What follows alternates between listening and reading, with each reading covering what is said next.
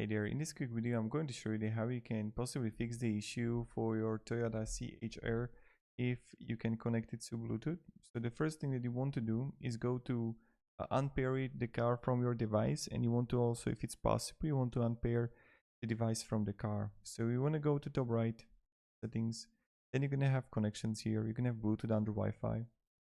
And right here you can have your car, and you want to go to settings. This is similar also to iPhone, and you want to click on unpair.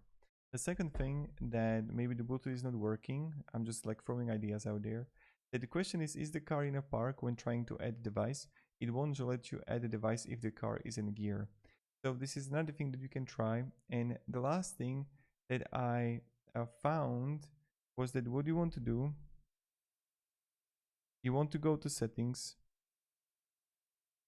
and you just want to write there. I'm going to show you something. You want to write the AVRCP.